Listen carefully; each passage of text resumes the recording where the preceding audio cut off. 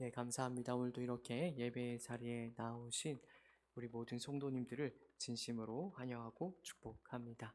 오늘 이 시간에는요, 거슬러 말하는 백성에게, 거슬러 말하는 백성에게라는 제목을 가지고 우리 함께 하나님의 말씀 가운데 나타난 하나님의 은혜 함께 나누도록 하겠습니다. 계속해서 마태복음 말씀 함께 살펴보고 있는데요. 마태복음은 다른 복음서와 같이 굉장히 많은 같은 내용들을 공유하고 있으면서도 동시에 무엇이 특별하게 나타나고 또 강조되고 있는가 하면 바로 구약 성경의 예언, 구약 성경의 말씀의 성취로서 예수 그리스도에 대하여 굉장히 많이 언급을 하고 있습니다. 말하자면 하나님께서 이스라엘 백성을 구원하시기 위하여 메시아를 보내주시기로 이제 구약 전반에서 약속을 하셨는데, 바로 이 메시아가 예수 그리스도가 되신다라는 사실을 마태복음 전체에서 굉장히 많이 말을 하고 또 우리 모두에게 가르치고 있다라는 것이죠. 이런 관점에서, 이런 맥락에서 마태복음에 있는 모든 말씀들을 보기 시작하면 마태복음에서 예수님께서 모든 병과 약한 것을 고치신 것, 또 많은 표적과 기사를 행하신 것은 예수님께서 단순히 그런 능력을 가지고 계신 분이심을 우리에게 가르치고자 하는 것이 아니다라는 것을 우리가 확인을 할 수가 있게 되죠. 단순히 그런 것을 가르치고자 하는 것이 아니라 예수님께서 구약 성경에 예언되어 있는 바로 그 메시아라는 사실을 마태는 자신의 복음서를 통하여 무엇보다도 강조하고 가르치고자 했다라는 것입니다. 그런 맥락에서 오늘도 우리는 오늘 본문을 마땅히 그런 시각으로 읽어낼 수 있어야 될 것입니다. 오늘 본문을 보면 예수님께서 귀신이 들려서 말 못하는 사람을 고치시는 장면이 기록이 되어 있죠. 귀신이 들렸다라는 사실과 또 사람들이 그를 예수님께 데려와야만 했다는 사실을 통해 추측하건대 아마도 이 상태가 매우 좋지 않았던 것 같아요. 그러니까 스스로 나오지 못할 만큼 굉장히 심각한 그런 상황 가운데 있었다라고 추측을 해볼 수 있을 것입니다. 이걸 달리 말을 한다면 이렇게도 말을 할 수가 있겠죠. 어떤 상태인가 하면 스스로 도움을 요청할 수도 없을 만큼 상황이 좋지 않았다라는 거죠. 더 나아가서 스스로 믿음을 발휘하여 예수님께 도움을 구할 수 없는 그런 상태에, 그런 처지에 이 사람이 처해 있었다라고 우리가 생각할 수 있다라는 것입니다. 그런데 놀랍게도 우리가 오늘 본문을 통해서 확인하는 것은 그런 귀신 들려서 스스로 나아올 수도 없고 스스로 믿음을 발휘할 수 없는 그 말 못하는 사람을 예수님께서 고치시는 것을 우리가 확인을 하게 되죠. 예수님께서는 그 사람에게 있는 귀신을 쫓아내시고 그 쫓아내심으로 말미암아 그 사람이 말을 할 수 있도록 만들어 주시는 것입니다. 회복시켜 주시는 것이죠. 당연히 무리는, 그 주변에 있던 무리들은 놀랄 수밖에 없었을 것입니다. 그래서 이렇게 이야기를 하죠. 이스라엘 가운데 이런 일은 본 적이 없다라고 말합니다. 다시 한 번 더 우리는 이런 무리들의 놀람에 대하여 바른 시각, 바른 이해를 가질 수 있어야 될 것입니다. 이런 무리들의 놀람을 말하자면 우리는 이들이 예수 그리스도의 능력, 귀신을 쫓아내고 병을 고치는 능력에 대한 것으로만 읽지 않도록 조심을 해야 한다는 것입니다. 물론 무리들은 예수님의 귀신을 쫓아내시고 병 고치는 능력에도 놀랐을 것입니다. 그러나 그것이 전부가 아니다라는 것을 우리가 진지하게 생각하고 또 붙들 수 있어야 된다는 것이죠. 그가 구약 성경에 예언된 바로 하나님의 메시아, 구약 성경의 예언과 구약 성경의 말씀에 기록되어 있는 바로 그 메시아를 성취한다는데 이 백성들이 더 크게 놀랐을 거라는 것을 우리가 중요하게 생각할 수 있어야 된다는 것입니다. 바로 우리가 지난주에도 함께 살펴봤는데요. 이사야서 35장 5절, 6절 말씀이죠. 우리 함께 좀 찾아서 읽어보도록 하겠습니다. 이사야서 35장입니다. 35장 5절, 6절 말씀, 구약 1008페이지 어간이 되겠습니다. 이사야서 35장 5절, 6절 말씀 우리 같이 한 목소리로 읽습니다. 그때에 맹인의 눈이 밝을 것이며 못 듣는 사람의 귀가 열릴 것이며 그때에 저는 자는 사슴같이 될 것이며 말 못하는 자의 혀는 노래하리니 이는 광야에서 물이 솟겠고 사막에서 시내가 흐를 것임이라. 바로 이 예언의 말씀의 성취로서 마태복음이 매우 신중하게 이런 예수님의 병 고치는 사역, 모든 약한 것을 고치는 사역을 기록하고 있다는 것을 우리가 봐야 한다라는 것이죠. 우리가 뒤에 이제 마태복음 12장에 가면 예수님께서 말 못하는 사람을 다시 한 번 더 고치시는 그런 장면이 나오거든요. 그때에는 우리가 또 어떻게 놀라고 있는가 하면 이렇게 놀랍니다. 이는 다윗의 자손이 아니냐. 이때 다윗의 자손이라는 표현은 메시아적인 칭호죠. 예수님께서 다윗의 자손을 통하여 이스라엘을 구원해 주겠노라고 약속하셨는데 지금 이제 이 무리들이 그 말 못하는 사람을 고치는 그런 사역들을 통해서 무엇을 읽어냈는가 하면 그 예수님의 능력에 놀란 것이 아니라 바로 이 구약 예언의 말씀을 성취하는 메시아로서의 정체성을 예수 그리스도에게서 보고 그 사실에 놀란다라는 것을 다시 한 번 더 확증해 주고 있는 것입니다. 요점을 다시 한 번 더 정리한다면, 그러니까 마태복음은 예수님께서 하나님께서 당신의 택한 백성을 구원하시기 위해 보내시기로 약속하셨던 메시아가 된다는 사실을, 하나님께서 당신의 택한 백성에게 신실하셔서 보내시기로 약속하신 메시아가 되신다라는 사실을 우리에게 중요하게, 매우 중요하게 가르치고자 한다라는 것입니다. 우리는 당연히 오늘 본문에서도 이러한 마태의 중요한 요점을 중요하게 읽어낼 수 있어야 된다는 것이죠. 그런데 우리가 오늘 본문을 찬찬히 보면 이것이 오늘 본문의 내용이 전부가 아니다라는 사실을 우리가 확인을 할 수가 있게 되죠. 오늘 본문에서 우리가 달리 주목할 수 있는 부분은 바로 본문이 33절로 끝이 나면 가장 좋을 텐데 33절로 끝이 나는 것이 아니라 어떤 의미에서는 불길하다라고 말을 할 수가 있는데 어떤 의미에서 불길하게도 34절로 끝이 난다는 것을 우리가 주목할 수가 있을 것입니다. 우리 마태복음 9장 34절 말씀을 다시 한 번 더 읽어보도록 하겠습니다.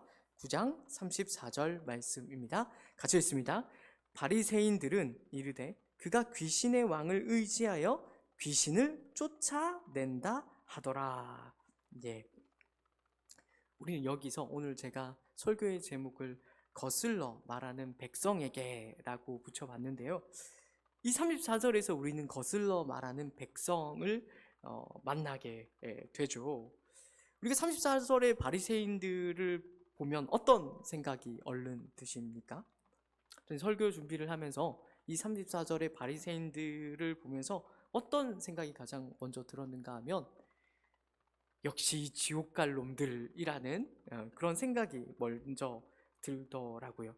이 바리새인들이 무엇을 보았습니까? 이 바리새인들이 무엇을 보았는가 하면 귀신 들려서 말 못하는 사람을 고쳐내시는, 그리고 구약의 예언의 말씀을 성취하는 예수 그리스도를 보았습니다. 근데 이번 한 번만이 아니죠. 우리가 복음서를 통해서 확인하지만은 예수님께서 이 바리새인들 앞에서 단순히 한 번만, 이 한 번만 이런 표적과 기사를 행하신 것이 아니라 굉장히 많은 병자들을, 굉장히 많은 약한 것들을, 그리고 굉장히 많은 표적과 기사를 행했다라는 것을 우리는 알고 있습니다. 근데 그 모든 것들을 보고서도 바리새인들이 어떻게 예수님께 이야기를 했다고 본문은 기록하고 있습니까? 그가 하나님의 보내신 자 메시아가 아니라 그가 귀신의 왕을 의지하여 귀신을 쫓아낸다라는 말을 했다라는 것입니다. 우리가 복음서를 통해서 또다시 한 번 더 확인하지만은 이러한 비판이 오늘 본문에서만 나타나는 것이 아니라 뒷부분에 가면은 다시 한 번 더 반복되는 것을 우리가 확인을 할 수가 있죠. 우리는 이런 바리새인들에게 대하여 제가 설교 준비를 하면서 가졌던 생각을 쉽게 가질 수가 있을 것입니다. 예수님께서 이렇게 놀라운 표적과 기사들을 많이 베풀어 주셨는데 어떻게 그런 예수님께 대하여 이렇게 나쁜 말을 할 수가 있는가? 어떻게 예수님을 조롱하고 이렇게 예수님을 비판하고 손가락질할 수 있는가? 라고 화를 낼 수가 있는 거죠. 거기에는 이런 생각이 있는 것입니다. 우리가 만약에 예수님 시대에 태어나서 예수님의 그런 놀라운 표적과 기사를 봤더라면 안 그랬을 것이라는 거죠. 천하의 나쁜 놈들이고 천하의 몹쓸 놈들이고 천하의 악당들이라고 우리가 그런 바리새인들에게 대하여 쉽게 비판하고 손가락질을 할 수가 있다라는 것입니다. 물론 제가 처음에 이야기했듯이 이 바리새인들은 지옥에 갈 놈들이 맞습니다. 천하의 몹쓸 놈들이고 나쁜 놈들이고 악당들이 틀림이 없죠. 그러나 우리가 오늘 이 시간에 좀 깊이 생각해 볼 내용이 무엇인가 하면 그렇게만 우리가 바리새인들을 보는 것이 성경 전체가 우리에게 의도하는 것일까 하는 것입니다. 사실은 오늘 우리는 이 바리새인들을 보면서 이러한 생각을 하는 자리에까지 나아갈 수 있어야 됩니다. 어떤 의미에서는 불길한, 제가 단서를 달았듯이 어떤 의미에서는 불길한 바리새인들의 예수님에 대한 조롱과 비판을 통해서 우리는 무엇을 배워야만 하고 또 배울 수 있는지를 깊이 생각해 볼 수 있어야 된다라는 것이죠. 오늘 이 내용을 우리가 한번 좀 깊이 생각해 보고자 합니다. 가장 먼저 우리가 오늘 본문을 통해서 생각할 수 있어야 되는 내용이 무엇인가 하면요, 이 자리에 나오신 우리 모든 성도님들과 또 예배를 드리신 모든 분들이 사실 우리가 쉽게 손가락질하고 비판하는 저 바리새인들과 조금도 다를 바 없는 자리에 있었다는 사실을 분명히 깨달아야 된다라는 것입니다. 사실 지금까지 우리가 마태복음을 살펴보면서 가장 중요한 가르침 중 하나가 무엇이었는가 하면 바로 자격이 없고 조건이 없는 자들에게 오직 하나님의 은혜로 말미암아 구원이 임한다라는 것이었습니다. 우리가 지난 시간에 중요하게 확인을 했듯이 보지 못하는 자들이, 그러니까 바꾸어서 쉽게 풀어 설명하자면 예수 그리스도를 알아볼 가능성이 가장 없는 자들이 예수님을 알아보는 일이 일어난다는 것이죠. 듣지 못하는 자들이, 즉 예수 그리스도의 말씀을 들을 가능성이 가장 없는 자들이 예수 그리스도의 말씀을 듣는 일이 일어난다라는 것입니다. 그리고 오늘 본문을 통해서 우리가 확인했듯이 귀신 들려서 도무지 말을 할 수 없는 자가 어떤 의미에서 예수 그리스도를 찬양할 가능성이 가장 없는 자들이라고 할 수 있겠죠. 그런 자가 예수 그리스도를 알아보고 찬양케 되는 그런 일들이 일어난다라는 것입니다. 광야에 샘이 솟아나고 광야가 숲이 되어지는 그런 놀라운 일들이 일어난다는 것입니다. 즉 구원은 오직 하나님의 은혜로 말미암아 일어난다는 것을 우리가 마태복음의 말씀들을 통해서 다시 한 번 더 분명하게 확인하고 있는 것입니다. 이런 차원에서 믿음도 우리가 조심스럽게 이해해야 된다라고 말씀을 드렸습니다. 우리가 흔히 믿음을 오해하기로 믿음을 마치 하나님께서 우리를 위하여 일하시기 위해 또는 우리를 구원하시기 위해 우리가 들어야만 하는 최소한의 자격 또는 조건이라고 생각하는 경우들이 더러 있는데 결코 그렇게 생각해서는 안 된다라는 것이죠. 성경은 어디에서도 믿음을 그런 식으로 설명하고 있지 않다라는 것을 우리가 주목해야 된다는 것입니다. 그것은 우리가 오늘 본문을 보더라도 분명하게 확인할 수 있는 내용입니다. 제가 앞에서 잠깐 설명을 드렸듯이 귀신 들려 말을 못하는 자의 상태가 심각했다라는 말씀을 드렸습니다.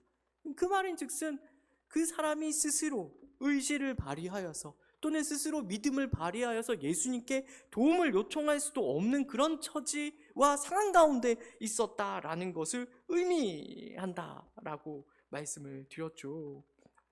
그런 자가 귀신이 쫓겨나고 말을 하는 그런 자리에 이르게 되는 것을 우리가 중요하게 보아야 되는 거죠. 무슨 요점이 계속해서 반복이 됩니까? 믿음 또한 하나님의 놀라운 은혜, 믿음 또한 놀라운 하나님의 선물이라는 것을 우리가 분명하게 할 수 있어야 된다는 것입니다. 이러한 결론에서 우리는 이렇게 나아가야겠죠. 나는 내가 믿어서 구원받았고 너는 네가 믿지 않았기 때문에 구원받지 못한다라는 말을 우리는 할 수 없다라는 것입니다. 왜요? 구원은 우리가 만들어내는 것이 아니라 하나님의 놀라운 은혜로 말미암아 우리에게 주어지는 것이기 때문입니다. 이 말씀이 선뜻 이해가 또는 납득이 되지 않을 수 있을 것입니다. 하지만 성경 전체가 우리에게 대하여 이러한 사실을 매우 명명백백하게 또 분명하게 가르치고 있다는 사실을 우리는 확인할 수 있어야 할 것입니다. 로마서 3장 10절에서 12절 말씀입니다. 로마서 3장 10절에서 12절 말씀을 우리 함께 찾아서 읽어보도록 하겠습니다. 제가 가지고 있는 성경 신약 242페이지 어간이 되겠습니다.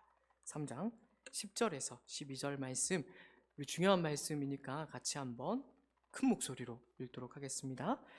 기록된 바 의인은 없나니 하나도 없으며 깨닫는 자도 없고 하나님을 찾는 자도 없고 다 치우쳐 함께 무익하게 되고 선을 행하는 자는 없나니 하나도 없도다. 사도 바울이 이렇게 이야기를 하고 있죠. 의인은 없다라고 분명하게 가르치고 있습니다. 그런데 사도 바울이 의인이 그냥 없는 정도가 아니라 하나도 없다고, 한 사람도 없다라고 이야기하고 있는 것을 우리는 확인하게 되죠. 더 나아가서 깨닫는 자도 없고 결정적으로 먼저 하나님을 찾는 자도 없다라고 사도 바울이 힘을 주어서 우리에게 이야기를 하고 있습니다. 이 세상에 있는 그 어떤 죄인도 먼저 하나님께 나와 도움을 구할 수 있는, 하나님께 나와 하나님을 구할 수 있는, 하나님을 찾는 사람은 단 한 사람도 없다라고 사도 바울이 힘을 주어서 우리에게 중요하게 가르치고 있다라는 것입니다. 우리 말씀 한 절 더 찾아보겠습니다. 이사야서 53장입니다.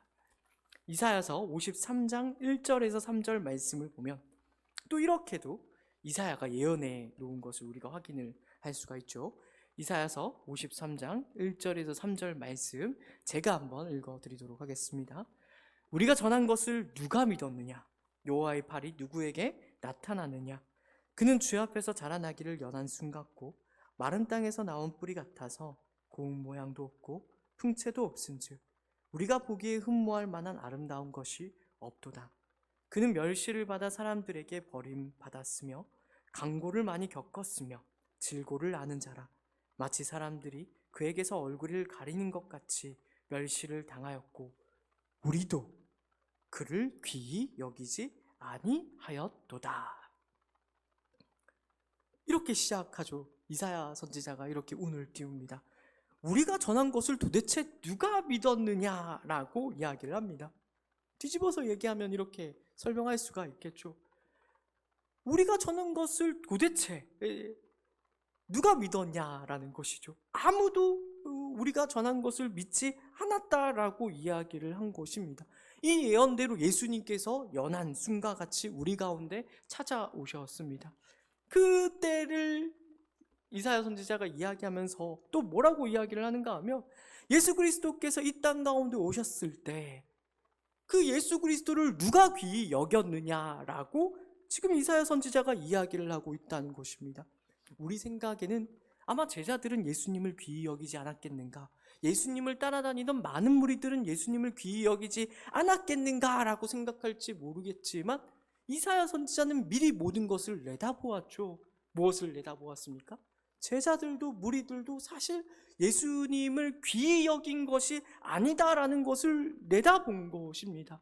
자기의 유익과 만족을 위하여 예수님을 쫓아다녔을지는 모를지언정 예수님을 있는 그대로 하나님의 아들로서 귀히 여기지는 않았다라는 사실을 우리에게 분명하게, 어느 누구도 예수님을 귀히 여기지 않았다라고 선언하고 있는 곳입니다. 에베소서 2장도 한번 가볼까요? 에베소서 2장은 또 이렇게 우리에게 이야기를 해주고 있죠. 에베소서 2장 1절에서 3절까지의 말씀입니다. 신약 311페이지가 되겠고요. 제가 읽어드리도록 하겠습니다. 그는 허물과 죄로 죽었던 너희를 살리셨도다.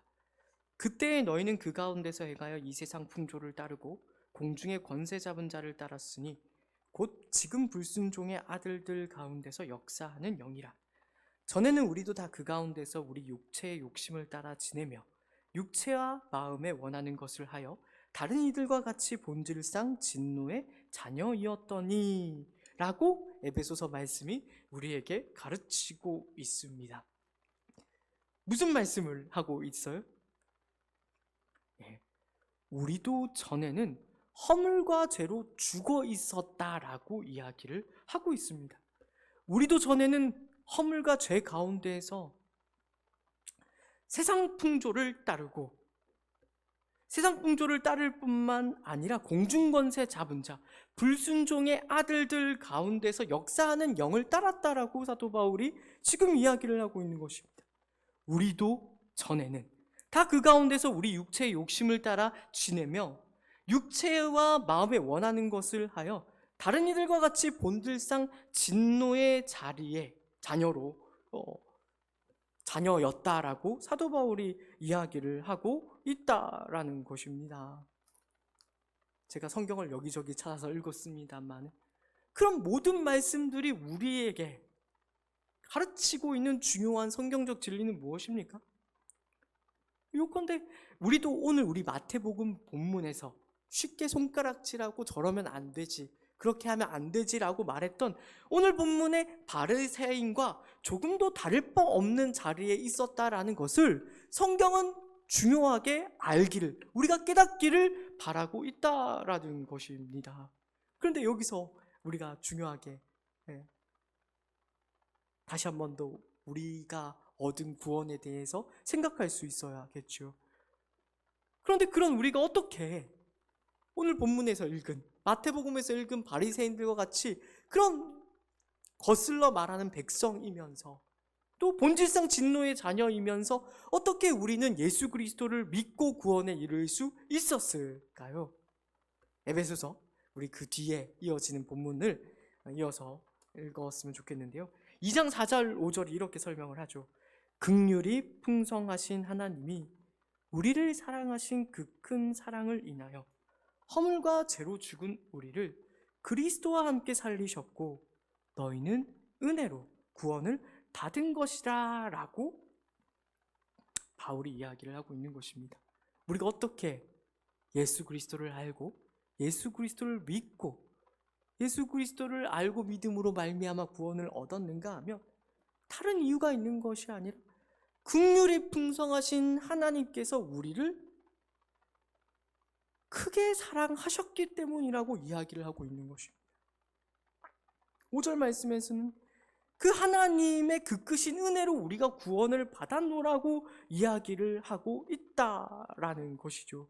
그 사랑과 그 은혜로 말미암아 우리가 원래는 본질상 진노의 자녀였고 가만히 내버려 두면 결국에 죽음과 사망과 지옥에 자리에 떨어질 수밖에 없는데, 그 사랑과 은혜 때문에 우리가 예수님을 믿어 구원에 이르게 되었다라고 에베소서 말씀이 이야기를 하고 있는 것입니다. 그러니까 우리는 자랑할 수가 없죠. 에베소서 그 뒤에 8절 9절이 그래서 이렇게 연결이 됩니다. 너희는 그 은혜에 의하여 믿음으로 말미암아 구원을 받았으니 이것은 너희에게서 난 것이 아니요 하나님의 선물이라. 행위에서 난 것이 아니니 이는 누구든지 자랑하지 못하게 함이라. 우리가 자랑할 수 없는 이유가 어디에 있습니까? 우리가 우리의 믿음을 자랑할 수 없는 이유가 어디에 있습니까?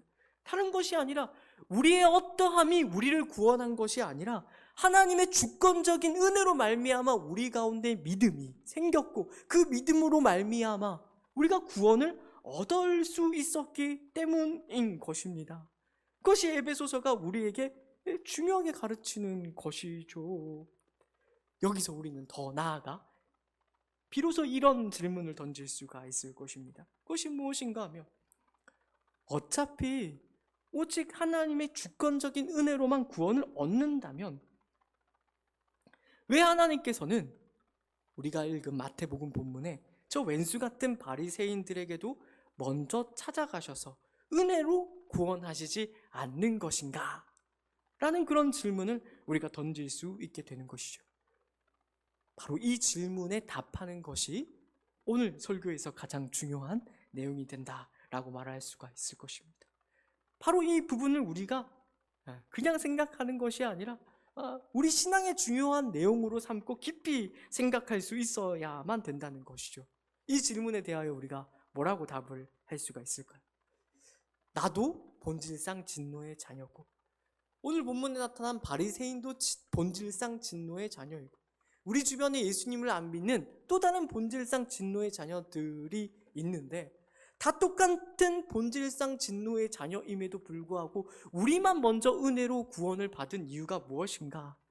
놀랍게도 성경은 거기에 대해서 모른다라고, 우리는 알 수 없다라고 이야기를 합니다.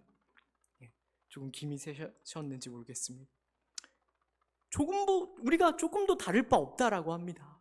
어떤 의미에서 저들과 똑같다라고도 이야기를 합니다.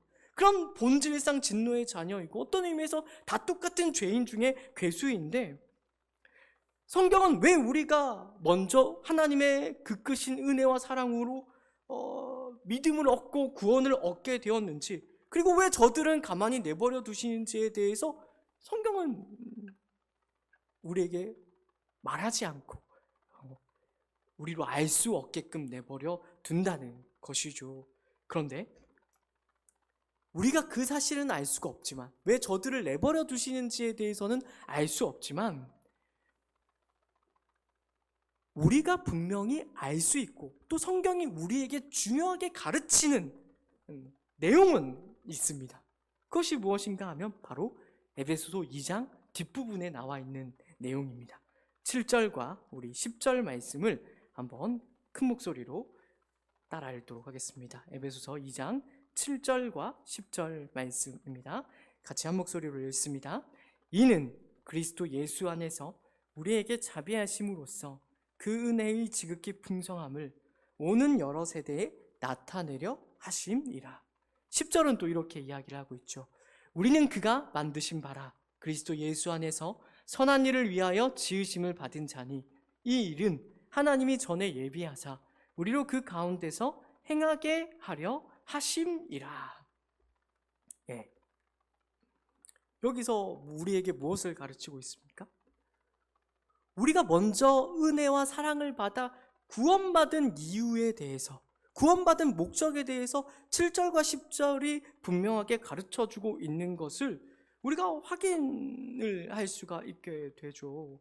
그 목적이 무엇인가 하면, 우리가 정말로 본질상 진노의 자녀이고 정말로 죄인 중에 괴수임에 틀림없지만, 그럼에도 불구하고 우리가 먼저 은혜를 받아 구원을 얻은 것은 다른 것이 아니라 예수 그리스도로 말미암은 그 은혜의 지극히 풍성함을 오는 여러 세대에 나타내게 하기 위하여 우리를 구원했다라고 성경이 가르치고 있다라는 것입니다.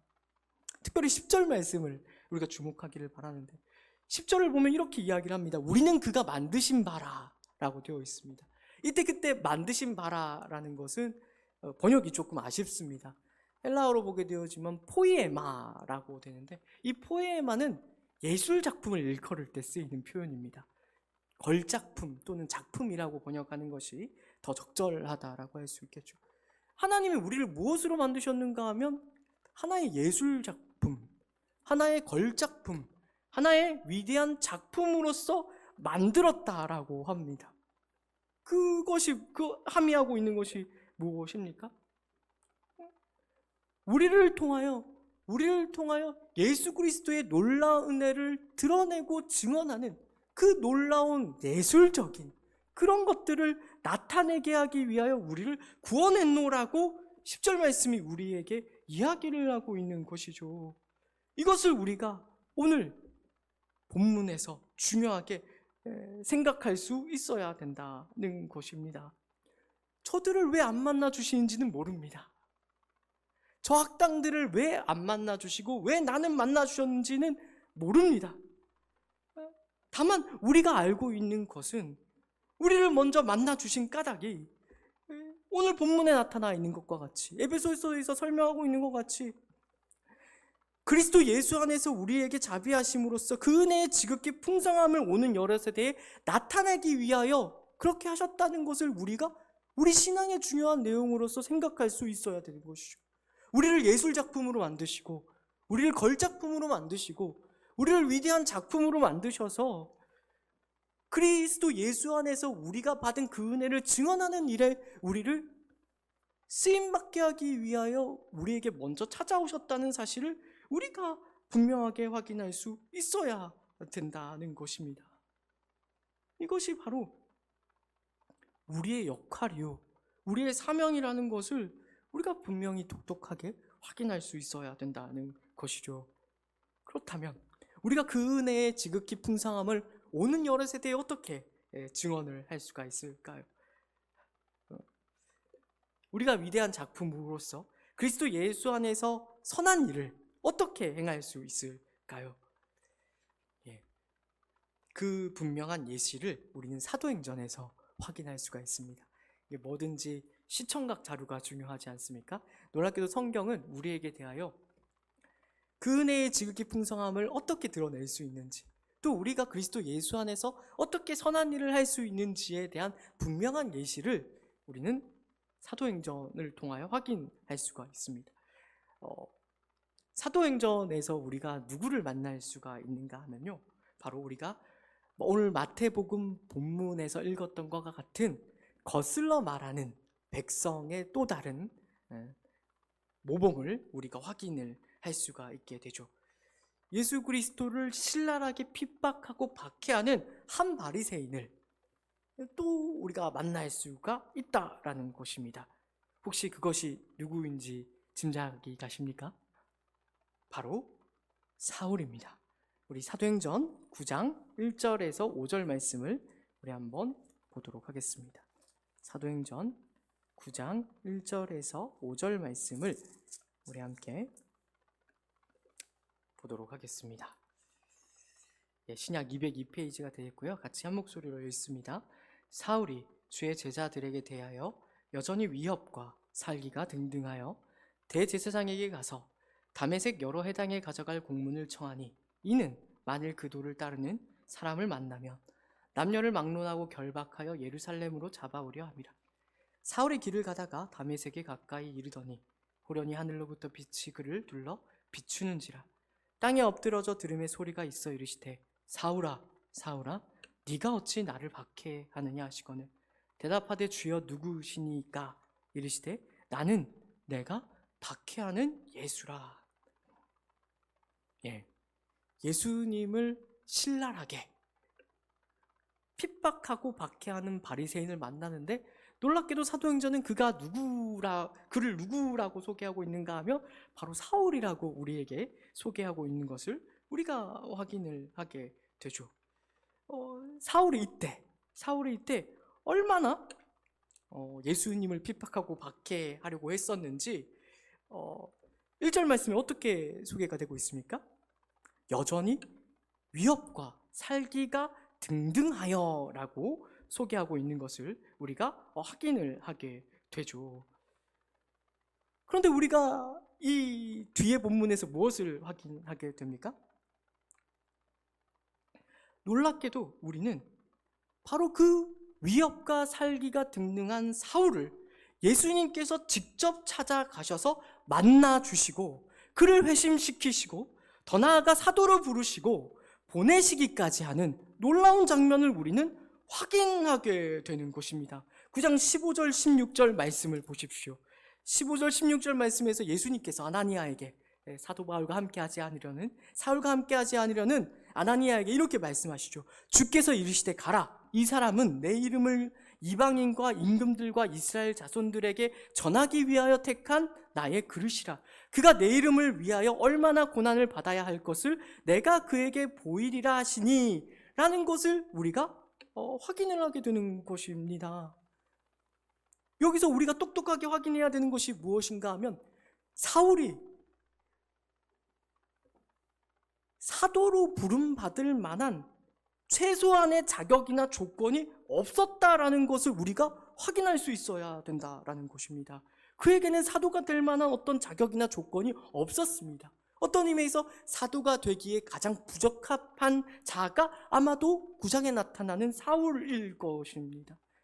예수 그리스도를 향한 믿음이 있었습니까? 아니요. 조금도 없었을 것입니다. 그는 오히려 위협과 살기가 등등하여 예수 그리스도의 몸된 교회를 핍박했던 차라는 것이 본문 가운데 잘 나타나 있지 않습니까? 오히려 가장 자격이 없고 조건이 없는 자가 바로 사울이었는데, 놀랍게도 예수님께서는 그런 사울을 오직 은혜로 찾아가십니다. 어떤 자격도 조건도 묻지 않으시고 먼저 찾아가시고 부르시고 세우시고 사도로 보내시기까지 하는 것을 우리가 9장을 통해서 확인하는 것입니다. 우리가 여기서 더 나아가 주목을 해야 되는 것은 그런 사울을 부르셔서 하나님이 어떤 일을 하시는가를 우리가 볼 수 있어야 될 것입니다. 사도 바울은 어떤 일에 부름을 받습니까? 우리가 물론 쉽게 대답을 할 수가 있겠습니다만은 사도 바울의 어휘를 따라서 이렇게 정의를 내리는 것이 좋을 것입니다. 로마서 10장 20절 21절입니다.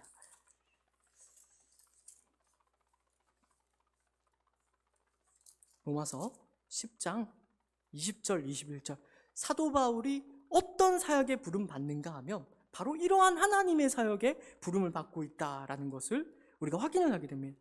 10장 20절 21절 말씀인데요, 다 같이 큰 목소리로 읽겠습니다. 이사야는 매우 담대하여 내가 나를 찾지 아니한 자들에게 찾은 바 되고 내가 묻지 아니한 자들에게 나타났노라 말하였고, 이스라엘에 대하여 이르되 순종하지 아니하고 거슬러 말하는 백성에게 내가 종일 내 손을 벌렸노라 하였느니라. 로마서 10장 20절 21절은 사도 바울이 이스라엘 백성들을 향한 하나님의 사역이 어떤 것인가를 잘 설명해 주고 있습니다. 거기서 하나님이 어떤 사역을 하고 있었는가 하면, 하나님을 찾거나 묻기는커녕 순종하지 아니하고 거슬러 말하는 백성에게 하나님께서 먼저 찾아가셨고 하나님께서 종일 손을 내밀시고 계셨다라고 이야기를 하고 있는 것입니다. 사도 바울이 이 말씀을 인용하면서 이렇게 자신의 자전적인 신앙을 고백하는 것이죠. 자기 자신은 이러한 하나님의 사역에 부름을 받았노라고 간접적으로 이야기를 하는 것입니다. 말하자면 이렇게도 표현을 할 수가 있겠죠. 사도 바울은 말하자면 또 다른 자기 자신에게, 또 다른 사울에게 하나님의 먼저 찾아가는 손길이 되고 종일 벌리시는 손길이 되는 그 일의 부름을 받고 있다라고 이야기를 하고 있는 것입니다. 바로 저는 이것이 에베소서에서 봤던 그 은혜의 지극히 풍성함을 나타내는 선한 일이라고 생각을 합니다. 이것을 우리가 오늘 중요하게 생각을 해야 합니다. 하나님께서는 지금도 하나님을 찾지 아니하는 자들에게 찾은 바가 되고자 하십니다. 내게 묻지 아니하는 자들, 내게 구하지 하는 자들에게 나타나기를 원하십니다. 21절에 나타나 있는 바와 같이 순종하지 아니하고 거슬러 말하는 백성에게 종일 손을 내미시는 분이 되기를 원하십니다. 사울은 그 하나님의 사역을 이해합니다. 왜요? 자기가 그랬거든요. 자기는 하나님을 찾지 않았습니다. 하나님께 나아가 묻지 않았습니다. 하나님께 순종하지 않았고 거슬러 말하였으며 오히려 예수님을 핍박하고 박해했다는 것을 압니다. 사도 바울은 또한 그런 가장 자격이 없고 조건 없는 자에게 하나님이 예수 그리스도를 통하여 자기 자신을 만나 주셨다는 것 또한 압니다. 그래서 이제는 어디로 나아갑니까? 이러한 하나님의 사역에 동참하죠. 찾지 아니한 자들에게 하나님의 찾아가는 손길이 되겠노라고 결단을 합니다. 내게 묻지 아니한, 하나님께 묻지 않은 자들에게 나타나는 하나님의 손길이 되기로 결단을 합니다. 순종하지 아니하고 거슬러 말하는 백성에게 종일 벌리시는 하나님의 손길이 되겠노라고 결단을 하는 것이죠.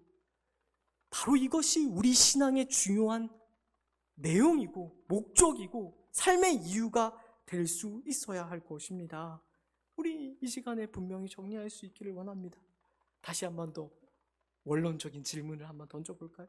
하나님께서 왜 우리에게 먼저 은혜를 베푸셨을까요? 하나님께서 왜 우리를 먼저 부르셨을까요? 다른 것이 아니라 하나님의 먼저 찾아가는 손길이 되라고 부르셨다라는 것을 우리는 진지하게 생각할 수 있어야 됩니다. 하나님의 종일 벌리시는 손길이 되기를 바라신다는 것을 우리가 중요하게 생각을 해야 된다는 것이죠. 은혜를 먼저 받아서 그 은혜를 아는 자들로서 그 은혜를 말과 행위로서 삶으로 증언하는 책임이, 사명이 우리에게 있다라는 것을 우리가 진지하게 생각할 수 있어야 되겠죠. 물론 그것이 쉽지 않을 것입니다. 왜 쉽지 않은가 하면 우리는 말을 고분고분 잘 듣는 백성에게 보냄을 받는 것이 아니라 순종하지 아니하고 거슬러 말하는 백성에게로 보냄을 받기 때문에 그렇습니다. 그래서 마태복음 10장에 보면 이렇게 예수님이 이렇게도 이야기를 하지 않습니까? 마태복음 10장 24절 25절에서 이렇게 이야기를 합니다. 제자가 그 선생보다 또는 그 종이 그 상전보다 높지 못하나니 제자가 그 선생 같고 종이 그 상전 같으면 조카도다. 집주인을 바알세불이라 하였거든 하물며 그 집 사람들이랴. 우리가 오늘 읽은 마태복음 9장에서 바리새인들이 예수님을 귀신들의 왕의 힘을 빌어서 귀신을 쫓아낸다고 비난하지 않았습니까? 근데 예수님이 그 말씀을 받아서 이렇게 이야기를 하는 거예요. 집주인을 바알세불이라고 했으면 그 집 사람들에게는 얼마나 더 심하게 비판하고 핍박하고 박해하겠느냐라는 말을 하는 것이죠. 결국에 사도 바울도 거슬러 말하는 백성에게, 자기와 똑같은 거슬러 말하는 백성에게 보냄을 받아서 어떻게 되었죠? 우리가 고린도 후서에 나타나 있는 표현들을 보고 또 사도행전에 기록된 내용들을 볼 때 정말로 죽어나가는 그런 삶을, 사역을 했다라는 것을 우리가 알고 있죠. 실제로 사도 바울이 이렇게도 이야기하지 않았습니까? 나는 날마다 죽노라 라고 고백을 했는데 이 일이 쉽지 않다라는 것을 우리는, 만만치 않다라는 것을 우리는 분명하게 이해를 해야 할 것입니다. 더 나아가서 궁극적으로 예수님께서도 결국 그 거슬러 말하는 백성에게 십자가에서 죽임을 당하지 않습니까? 이처럼 정말로 쉽지 않은 일이기는 하지만 우리가 동시에 중요하게 깨달아야 되는 사실이 무엇인가 하면 참으로 쉽지 않지만 참으로 그 일이 복되고 영광스러운 일이기도 하다는 것을 우리는 분명하게 기억을 해야 할 것입니다. 결코 포기하거나 타협할 수 없는, 오직 우리만 할 수 있는 귀한 일이라는 것을 깨닫고 우리는 하나님의 종일 벌리시는 손길이 될 수 있어야 할 것입니다. 이 자리에 나오신 우리 모든 성도님들이 이 놀라운 진리를 깨닫고 이제는 나 하나 잘 믿어 천국 가는 정도로 신앙생활하는 것이 아니라 하나님의 사역, 찾지 않는 자에게, 구하지 않는 자에게, 그리고 하나님께 순종하지 아니하고 거슬러 말하는 백성들에게 나아가 종일 벌리시는 하나님의 손길이 되기로 결단하시는 오늘 말씀이기를 진심으로 축복합니다. 기도하겠습니다. 사랑과 은혜가 많으신 하나님 아버지, 은혜를 감사합니다. 오늘 말씀을 통하여서 우리를 향하신 하나님의 놀라우신 은혜가 얼마나 크고 놀라운지를 다시 한번 확인합니다. 그렇습니다. 주님, 우리 모두는 죄인입니다. 하나님 앞에 그 어떤 것도 자랑할 수 없고 그 어떤 것도 내세울 것이 없는 그런 못난 죄인임을 우리가 먼저 고백합니다. 그러나 그런 죄인을, 그런 죄인 중에 괴수를, 그런 본질상 진노의 자녀를 하나님께서는 예수 그리스도 가운데서 우리를 만나 주셨습니다. 우리를 구원하여 주셨습니다. 예수 그리스도를 알고 믿고 그 예수 그리스도의 십자가 사역을 찬양할 수 있게 해주셨습니다. 그 은혜를 우리로 분명히 깨닫고 그 은혜가 얼마나 크고 놀라운지를 이제는 우리가 분명히 깨달아 기쁨과 감사로 신앙생활할 수 있게 도와주옵소서. 더 나아가 여기에서 멈추는 것이 아니라 사도 바울이 결국 그 하나님의 찾아가는 손길로서의 삶을 살아내었던 것처럼 우리도 이제는 하나님을 찾지 않고 구하지 않고 순종하지 아니하고 거슬러 말하는 그 모든 백성에게 나아가 하나님의 종일 벌리시는 손길이 되기로 결단할 수 있는 우리 모두가 되게 하여 주옵소서. 그래야 우리 모두가 하나님의 위대한 예술작품, 우리 모두가 하나님의 위대한 걸작품, 우리 모두가 하나님의 위대한 작품으로서 하나님의 놀라우신 은혜, 하나님의 기이하신 은혜를 온 세상 가운데 널리 전파하고 증언하는 삶을 살아내게 하여 주옵소서. 지금은 우리 주 예수 그리스도의 은혜와 하나님 아버지의 놀라우신 사랑하심과 성령 하나님의 위로 인도 교통 충만하심의 역사가 이제는 하나님의 위대한 작품으로서 하나님을 찾지 않고 하나님께 구하지 않고 하나님께 순종하지 아니하고 거슬러 말하는 백성에게 나아가 하나님의 찾아가는 손길이 되기를 결단하는 모든 주의 자녀들 위해 이제로부터 영원까지 함께 있을지어다. 아멘.